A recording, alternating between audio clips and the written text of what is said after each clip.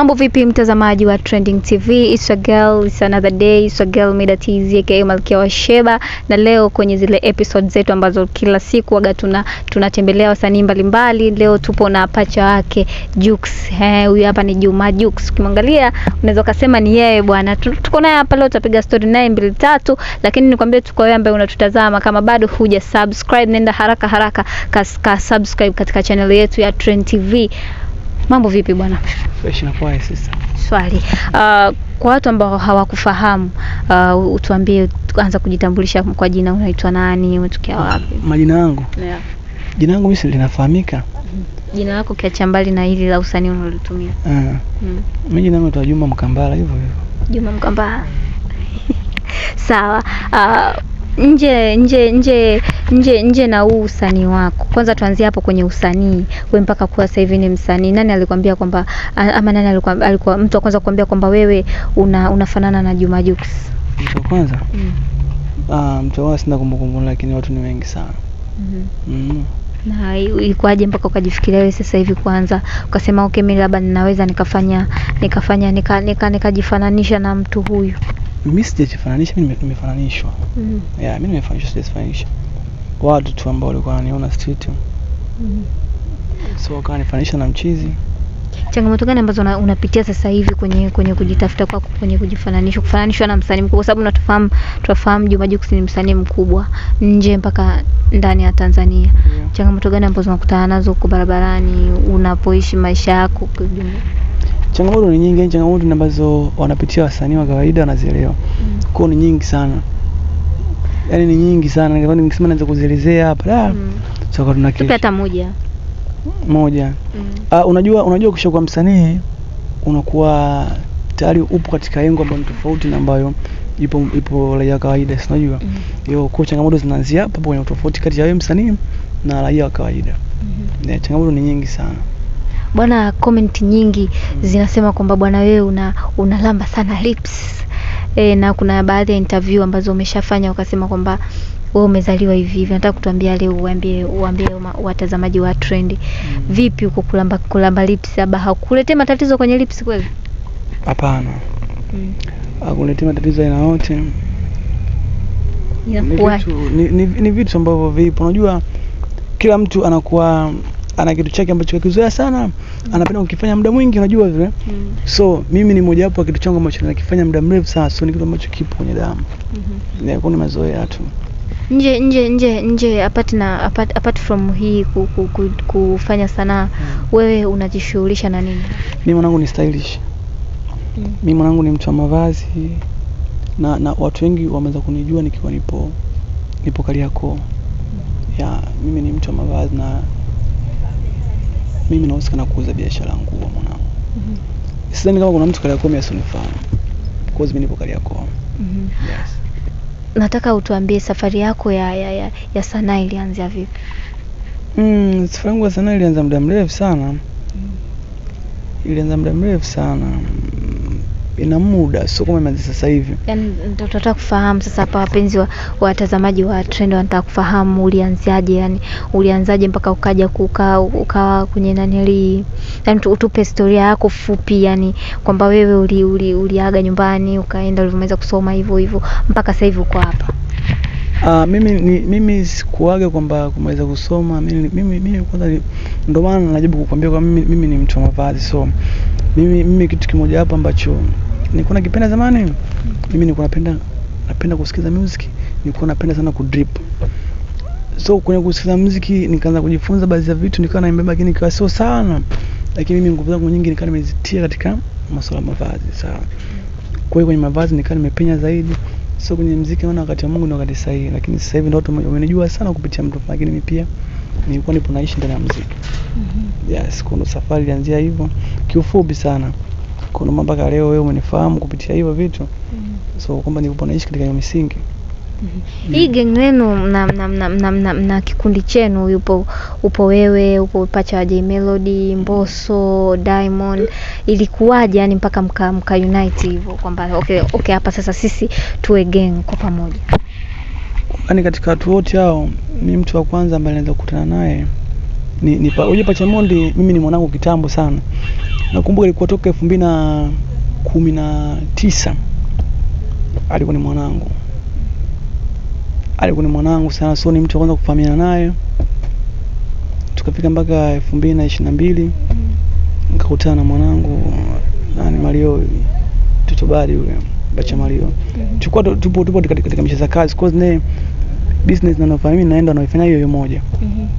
So biashara kama tuunganisha na mwanangu. Watu wengine wakawa wamekuja tu, unajua tayari. Yako mwanangu Pachamondi Tutobari ni muda mrefu sana.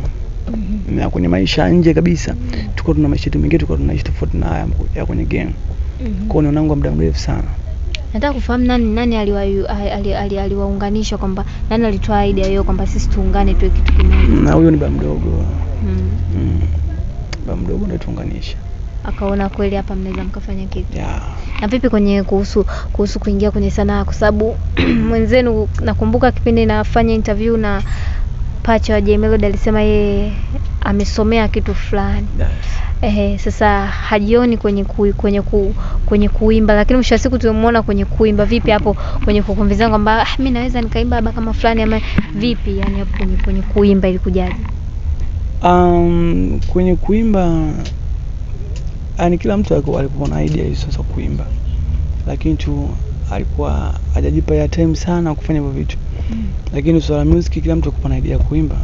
Na ndio maana hata nakwambia katika maisha ya nyuma ambayo nilikuwa naishi na wanangu, tulikuwa sometimes tunakaa tunaandika nyumba, lakini tulikuwa hatuzizingatii. Lakini tulikuwa tupo katika mifumo ya music. Lakini tulikuwa hatuzizingatii sana kwanza siku kuimba no. Kwa ni kitambo sana. Yes, kwa sisi tulikuwa tuna idea za music. Na watu ambao hawatufahamu ndio kama leo sisi ndio tumekuwa wageni na hizo combat huyo namna gani, sisi tumeenda kitambo sana. Na hatujakurupuka kufika hapa, tulipofika tumetokea mbele nyuma ujue. Na tumetokea mbali sana. Yes, kondo ipo hivyo. Comment gani ambayo ulishakutana nayo kwenye akaunti yako ukasema jamani, mbona hii kama ilikukata kwa namna moja ama nyingine? Hamna comment ambayo inanikata kwa sababu zote nimeshazoea. Tukumbuke ukicomment vizuri, vibaya, yani ni wewe tu. Mimi naishi katika misingi yangu ambayo naamini kwa misingi yangu inataka niishi hivi 1 2 basi. Ukiniambia si hivi na hivi na hivi, I don't care. Nje ya kazi yako, nje ya sanaa, nje ya game, wewe kama Juma sasa tutoke kwenye upacha wa Juksi twende kwa kama Juma. Ni kitu gani ambacho yani ni tabia gani ambayo unayo watu ambao wanakuwa yani mtu anakuelewa tofauti na ulivyo? Yani kitu gani ambacho wewe unajijua uko hivi lakini watu wanakudefine sivyo? Ni vingi tu. Kwa mimi mwanangu ni mtu mmoja nipo peace sana, ni mtu mmoja ambaye niko smart sana. So watu wengi wanashindwa tu kunielewa. Zee wanapokuwa naona kwenye kamera wanakuwa wanachukua tofauti sana jinsi nilivyo. So mimi ni mtu mmoja poa sana mwanangu. Kwa mashabiki zako sasa hivi ambao wanakusikiliza. By the way nilikuwa nimesahau kwamba wewe ni msanii na sasa hivi una nyimbo. Nataka unipe ile situation ya kuingia na kwanza niulize, hii nyimbo ambayo umetoa ni ya kwanza kufanya ama before ulishagai kwenda studio kufanya nyimbo? Before tushafanya. Ndio kwamba sio leo, sisi tulikuwa tunaandika nyimbo kitambo sana tukatupo ghetto. Kwa hiyo huu umekuja kama mwendelezo tu. Lakini ni kitambo sana sisi tulikuwa tunaimba. Lakini tulikuwa hatujawekeza muda mwingi sana kwenye usanii. Tulikuwa tumewekeza muda mwingi sana kwenye mavazi. Kwa sasa hivi una nyimbo ngapi? Sasa hivi tumetoa nyimbo kama za gang, zipo kama nyimbo 5. Kitu kama tulizoziachia ni kama 3 lakini zipo nyimbo nyingi. Yes. Situation ya kwanza kwamba kufika sasa mnafanya kazi kama crew nzima, sasa mmefika pale studio. Nataka kuniambia ile situation, labda feeling ambayo ulipata kipindi mmeingia studio kwa mara kwanza kufanya kazi ambayo unajua okay hapa nikifanya kazi iko serious kidogo. Mimi studio ilikuwa somo la kwanza. Mimi mwanangu niko naishi na wanangu wasanii muda mrefu sana. Mimi kwa mfano ukimzungumzia kuna baadhi ya wasanii ambao wana majina yao. Mimi ni wanangu ambao tulikuwa tunaishi sana studio. Kwa mimi studio niko sina ugeni nao. Naijua nita kabla sijawa hata Pacha wa mtu fulani. Mimi studio nilikuwa naifahamu. Kwa nilikuwa naingia mara kwa mara na rekodi, nipo na wanangu tunafanya music. Kwa mimi nilikuwa sina ugeni wa aina yote na studio. Yes, kwa kupata feeling ni anichukulia kawaida tu kwa sababu ni kitu ambacho nakifanya mara kwa mara. Msanii gani ambao ulikuwa unaishi nao ghetto mpaka ukaona umezoea hiyo? Wengi na wengine ambao hawajatoka. Kwa mfano ukimzungumzia mtu kama Tanzanite, ukimzungumzia mtu kama Kinyoka Mdimu, ukizungumzia watu wengi tu hivi. Nimewahi kuishi nao kwenye music na nangu wengi ambao hawajatoka na wanaimba vibaya mno. Yes, kwa mimi nilikuwa na uzoefu tayari wa hicho kitu. Sikuwa mgeni na hicho kitu. Sawa, hapa tunajua kwamba kuna labels mbili. Hapa kuna King Music, kuna African Boy, kuna Konde Music, kuna Wasafi. Tuzungumzie kwa hao kuna Next Level pia. Hapo umewekewa kwamba Diamond anakutaka akusign, lakini at the same time ananilia Alikiba anataka akusign kwenye King Music, lakini pia Harmonize anataka kukusign kwenye Konde Gang. Wapi utaenda? Sasa mimi tayari nipo kwenye label tayari mpaka muda huu. Imetokea sasa hapo yani kwamba tunataka kukuweka sasa yani wamepandisha dawa. Mimi tayari nishasaini mkataba. Na utumikia mkataba kwa miaka mingi sana. Kwa mpaka miaka ikija kuisha huko tuombe tena uzima, kama nitakuwa bado tupo hai tutatia wino tu. Ndio na sasa hapo sasa haya baada ya miaka hiyo akatokea Diamond, akatokea Alikiba, akatokea Harmonize, wote ndio. Unajua kila mtu anatamani kuonekana kuwa bora kila siku, si ndio maana yake? Mimi nitaenda sema hapo na hisi nikikaa nitakuwa bora kila siku. Yes. Sawa. Ulishakutana na msanii labda Juma Jux, labda mkapata picha, mkapata akakudm mama kae kucomment kwenye page yako? Mimi sikutana naye, lakini ananijua vizuri sana. Lakini sikutana naye. Unaweka gani kwamba anakujua? Cause nishakana watu wake wa karibu na pia nasikia kwamba anazungumzia 1 2 3. Yes, kwa mtu ambaye anifahamu. Sawa, neno lako la mwisho kwa mashabiki wako wanakufuatilia wewe? Watupe support tu mwanangu, unajua tumefikia hatua ambayo watu wengi hawajafika tulipo. Unajua kuna watu hapo chini huko wanatumia nguvu nyingi sana naimba sana, lakini hawajapewa time kama tulipewa sisi. So sisi cha msingi waendelee kutupa time tu mwanangu. Bwana, huyu ni Juma Jux, Juma unaweza kumuita stylish.